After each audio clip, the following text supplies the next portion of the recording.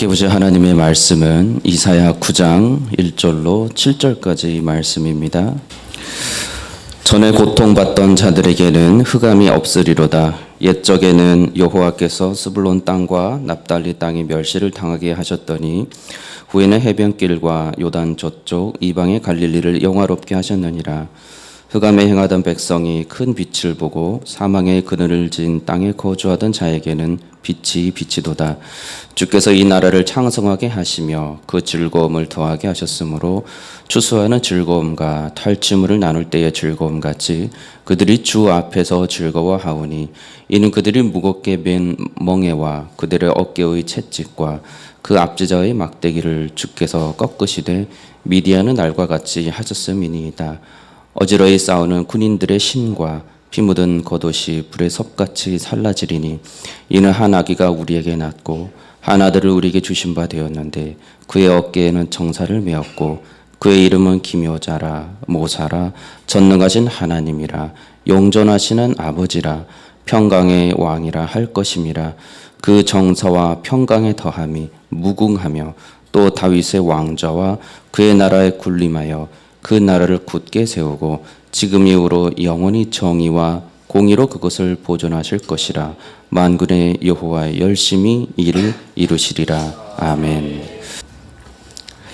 이사야 선지자는 예언을 통해서 그들 가운데 한 아기가 나실 것이라고 말씀합니다. 그리고 그 아들은 이스라엘에게 주신 바 되었다고 또한 말씀합니다.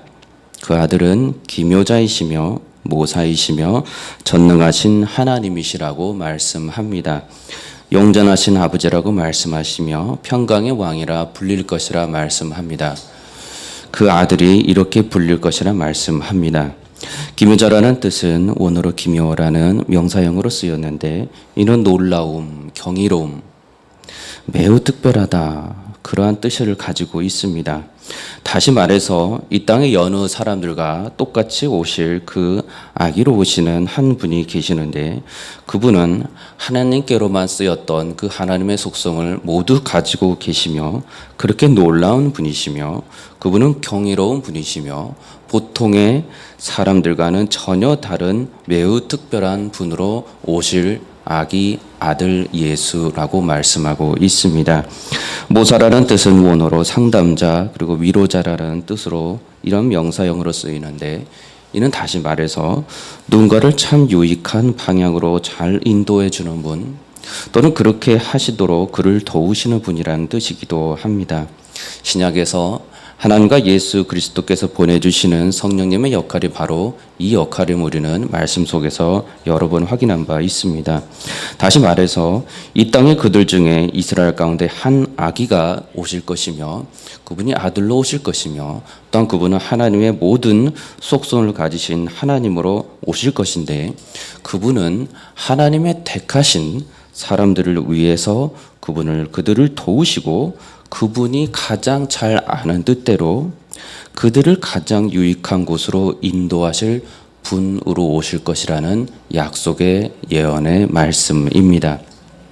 로마서 11장에 바울이 그리스도에 대해서 하나님에 대해서 말씀하는 부분이 있습니다. 깊도다 하나님의 지식과 지식의 풍부함이요 그의 판단을 헤아리지 못할 것이며 그의 길은 찾지 못할 것이로다. 누가 주의 마음을 알았느냐 누가 그에게 그의 모사가 되었느냐 누가 주께 먼저 드려서 갚으심을 받겠느냐 만물이 주에게서 나오고 주로 말미암고 주에게로 돌아갑니다. 그에게 영광이 세세히 있을지어다. 참으로 오실 그분이 전능하신 분이시며 모든 것을 알려주실 수 있는 분이라고 우리 말씀을 통해서 알려주고 있는 것입니다. 강력한 힘을 가지시고 그 누구도 범접할 수 없으며 대항할 수 없는 힘을 가지신 전능하신 하나님이십니다. 영웅이시고 여호와 하나님의 칭호로 불리우시던 그 전능하신 하나님의 그 똑같은 이름과 그 속성으로 오실 하나님이심으로 우리에게 그 누군가가 오십니다. 영존하신 아버지라고 말씀하시고 곧 다시 말해서 영원히 존재하시는 아버지로서 시간과 공간을 뛰어넘는 분으로 우리에게 오신다고 말씀합니다. 영원부터 영원까지 존재하신 분으로 오시며 택하신 자들에게는 그분이 영원히 존재하시는 아버지로서 오신다고 말씀합니다. 생명을 주시고 또한 영원한 아버지로서 그 영원한 아버지를 영원히 볼 수 있도록 영원한 생명을 주시는 아버지로서 오신다고 말씀합니다. 부활하신 예수 그리스도께서 그분과 같은 그러한 부활의 몸을 주신다고 하셨으니 영원한 존재, 그렇게 존재할 수 있는 영혼의 아버지이시며 그러한 영원한 생명을 담고 있는 거룩한 새 몸을 주시는 생명의 아버지로서 오시는 분이라고 말씀합니다. 평강의 하나님이 우리에게 오신다고 하셨으니 그분은 이곳에서 왕으로서 다스리지 못할 곳이 어느 곳도 없으시며 모든 곳을 다스리시는 분으로 오십니다. 그렇게 그분이 다스리시는 그 왕으로 계신 그곳에 언제나 평화가 있고 다툼이 없고 언제나 그분을 대적하는 자가 누구도 없으며 모든 피조물들은 그분 앞에 무릎을 꿇는 분, 그 왕으로 오신다고 말씀합니다. 이사야가 이렇게 예언하고 있는 그분, 우리가 믿음 안에서 고백하고 있는 예수 그리스도이십니다. 그토록 이스라엘이 찾고 수많은 하나님의 사람들이 66군에 거쳐서 그렇게 아름다운 찬양을 불렀던 그 하나님 아버지, 우리에게 오신다고 약속으로 말씀하고 있습니다. 자신을 그리스도라고 말씀하시고 그가 보내신 성령님께서도 예수는 그리스도라 주라 알려주시고 그를 보내시는 하나님께로 인도해 주시리라고 그리스도께서는 말씀해 주셨습니다. 예수님 자신이 하나님으로부터 그런 모든 권세와 능력을 받으신 분이시기에 이 약속이 참이시며 실제로 이루어졌으며 앞으로도 영원히 그렇게 인도하시고 그렇게 주실 것이란 우리는 약속을 통해서 말씀으로 받아들입니다.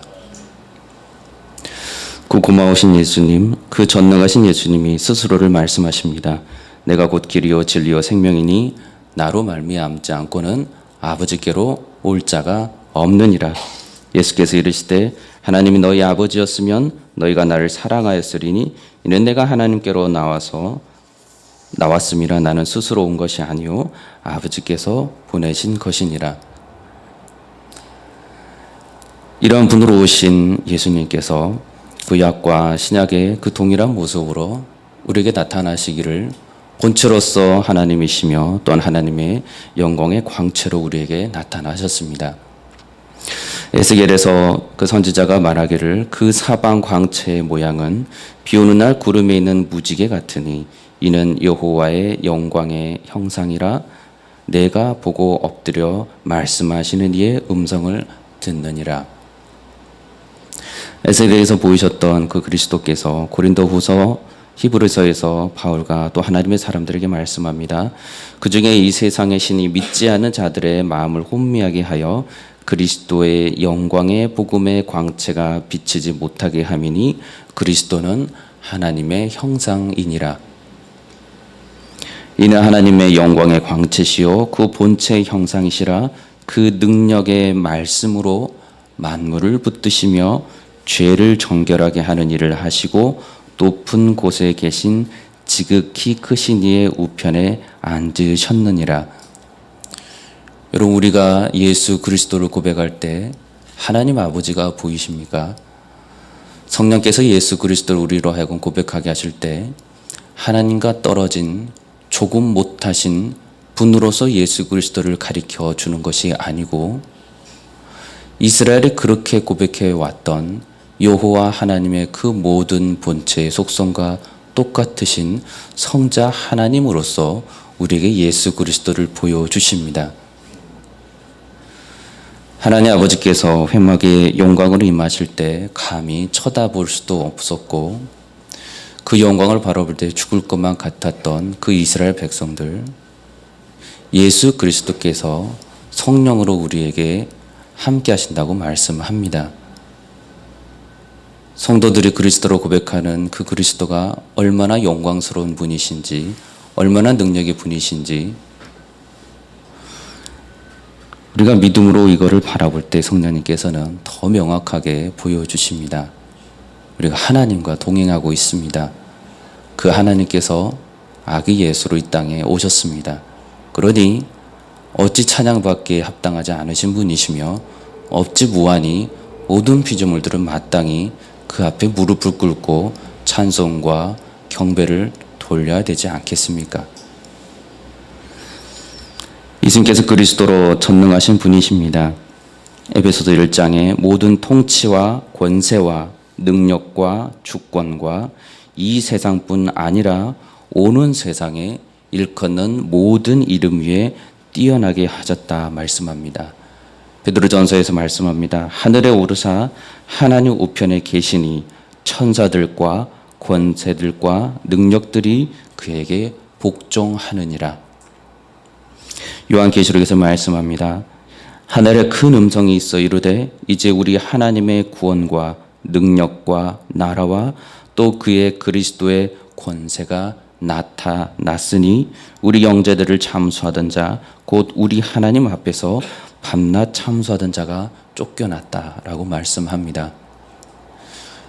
우리가 그리스도를 바라보고 십자가에 대해서 묵상하고 계속해서 그리스도와 연합하기를 소망하는 이유는 그리스도가 하나님이시기 때문입니다. 그리스도가 천사보다 조금 못한 인간과 같은 분이셨으면 우리가 그리스도를 묵상할 때 어찌 하나님의 영광을 그토록 누리며 찬송할 수 있겠습니까? 말씀의 그리스도가 찬송받기 합당하시고 무한한 영광이라고 우리가 고백할 수 있는 것은 그리스도가 정말로 하나님으로 우리 가운데 오셨기 때문입니다. 우리가 그 예수 그리스도를 안다면 이 땅 가운데 그리스도인이라는 이 칭호가 얼마나 무한히 감사하고 감격스러우며 감당할 수 없는 은혜임을 우리가 알게 됩니다.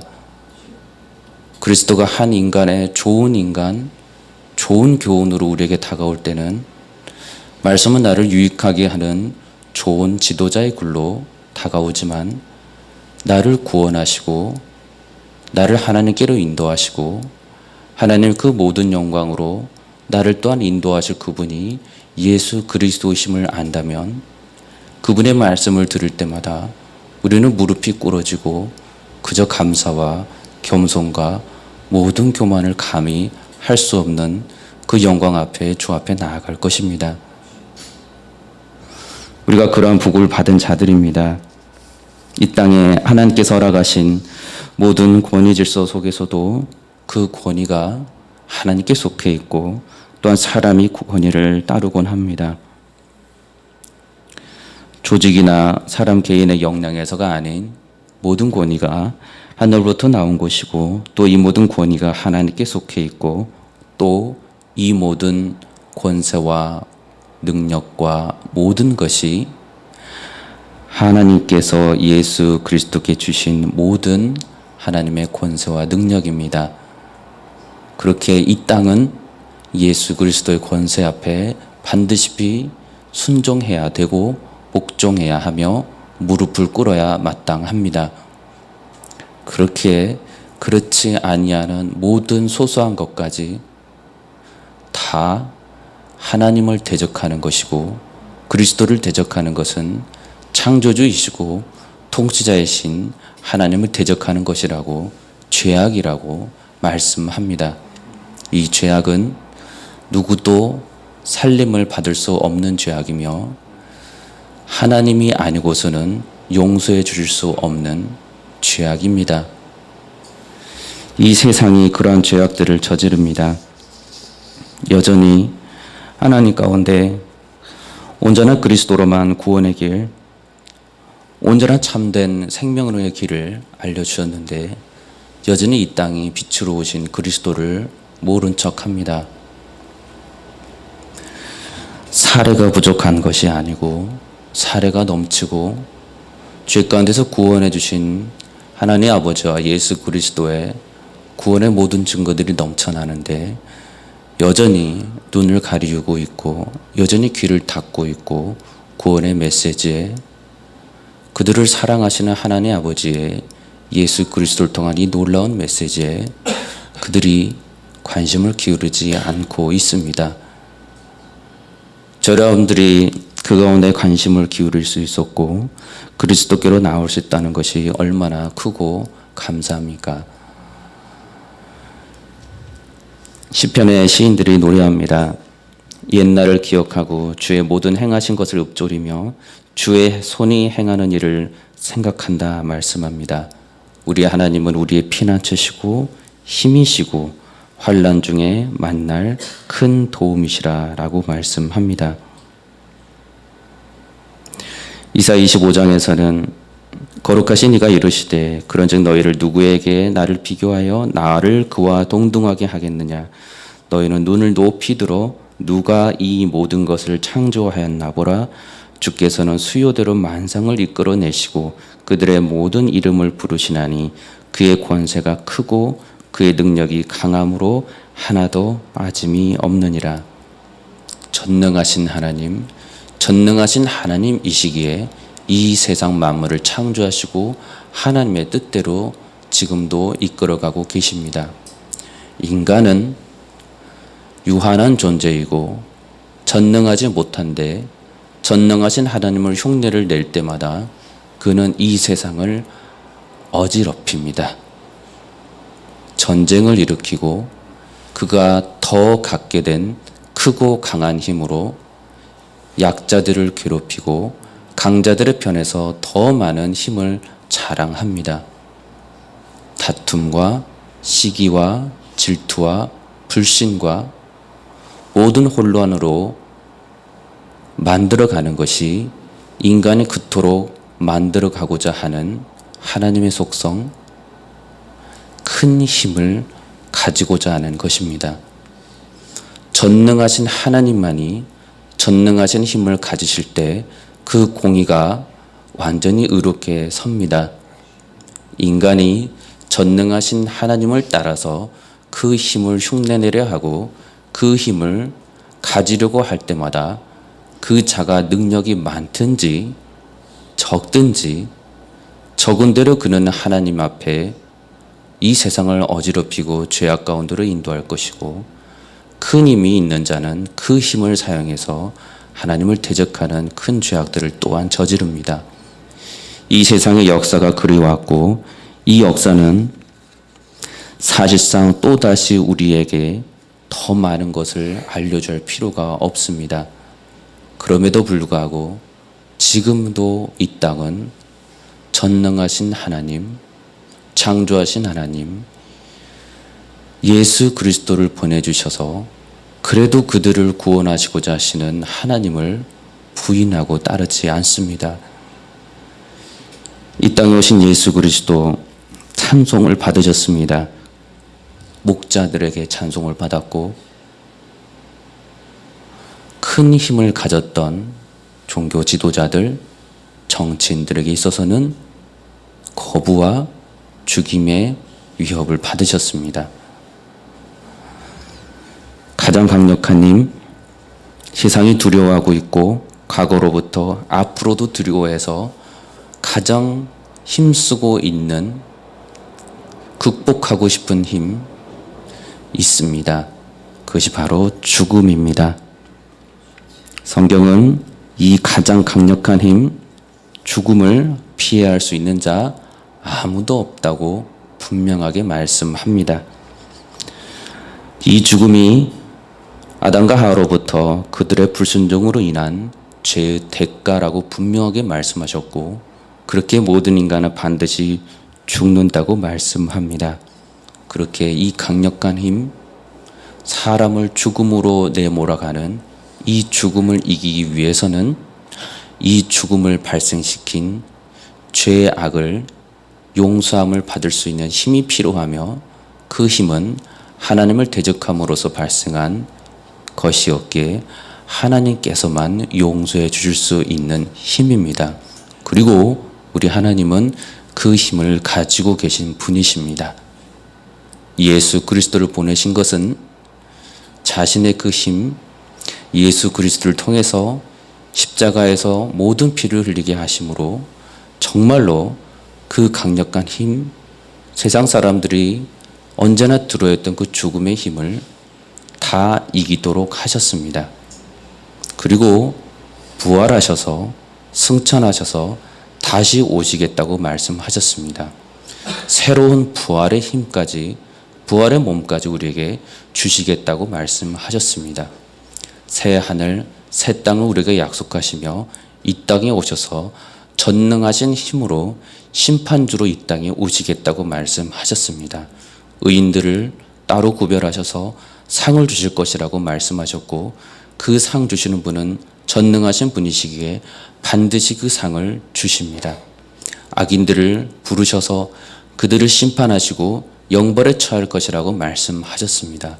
전능하신 분이시고 그 전능하신 분은 인간이 아니시기에 하나님의 완벽한 선하시고 공의로우신 그 뜻에 따라서 정말로 그리 하실 것입니다.